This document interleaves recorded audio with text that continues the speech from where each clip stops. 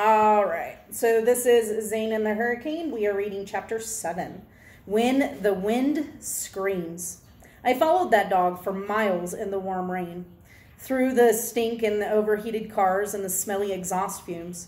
Bandy keeps waiting for me to catch up, and whenever I get in range, he scoots ahead, wagging his tail and yipping at me like he's trying to say something.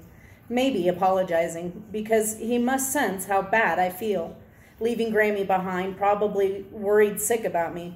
And there's nothing the pastor can do about it because he has to keep going, keep the van going forward in the pressing traffic without even a breakdown lane where he can pull over. Truth is, I'm doing a really bad thing too. Much as I love that stupid dog, jumping out of the van was flat wrong, no question. Chasing Bandy through the rain alongside all those honking cars, every step I take is the wrong one. I keep thinking I'll catch up to him and then go back and find the van and everything will be okay, until Bandy finally scampers down off the highway onto the regular street, into the empty, wet neighborhood of saggy, clapboard houses, some of them boarded up. Then I know for sure where he's going. Bandy, we can't go back. Come here, boy. But he won't stop. No matter how much I plead and beg, he's trotting along and wagging his tail like this is all a fun game. And me?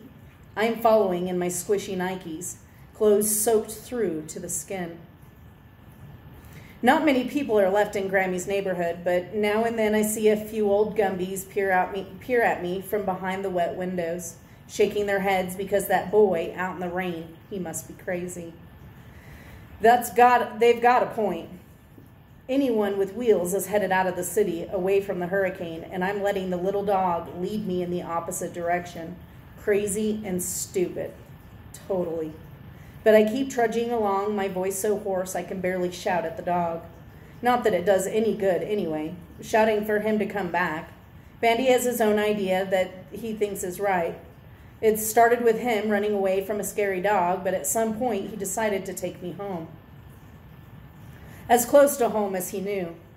That was his mission, and he did it. Like he had me on some kind of invisible leash. When I finally trudged up the porch, he's quivering with doggy joy, rolls over on his back and shows his belly, letting me know how happy he is that he led me home, and I followed. At this point, I'm so wet and miserable and scared that what my mother is going to say that I can't even be mad at him. Don't suppose you have a key? I ask. He barks and wags his tail. Didn't think so. Great. So now I have to break into my great-grandmother's house, which probably makes me a criminal.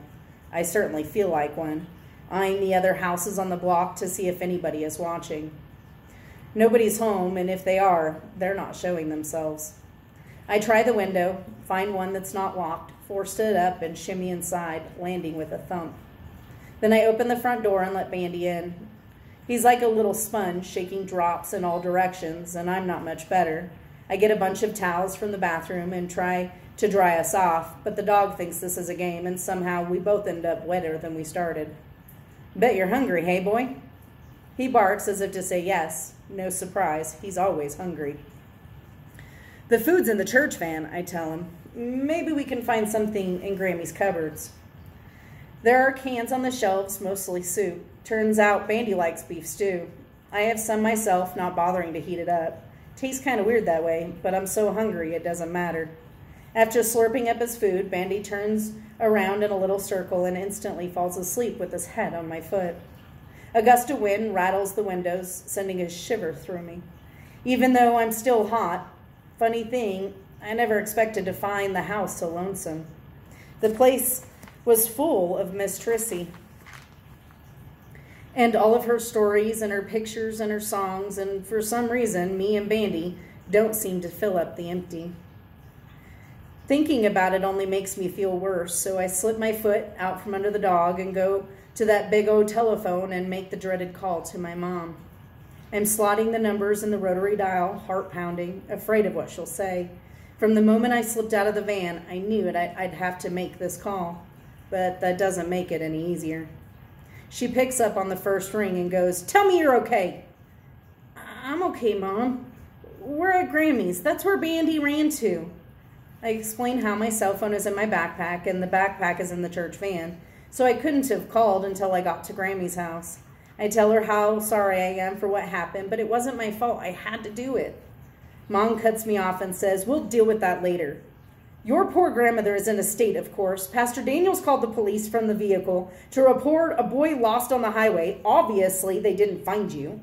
With the entire city evacuating, the cops have their hands full.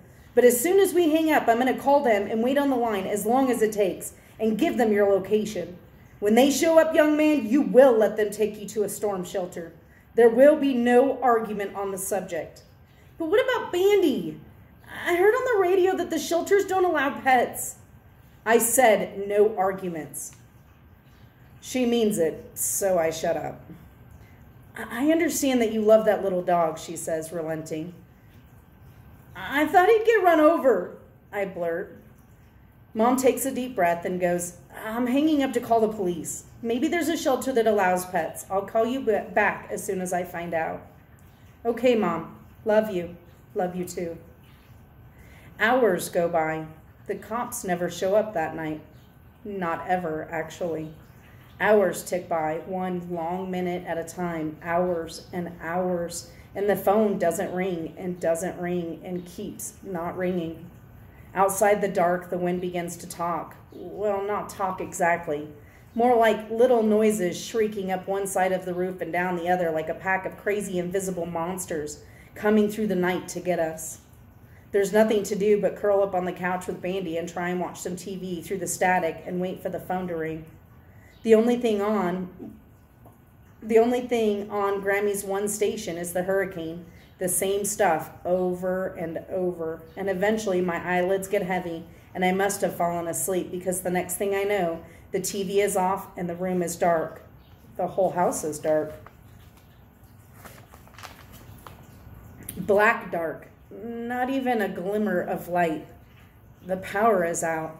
Bandy whimpers, trying to curl closer. He's what woke me, licking my chin. Stay here, boy, I whisper. Something about the darkness makes me want to whisper.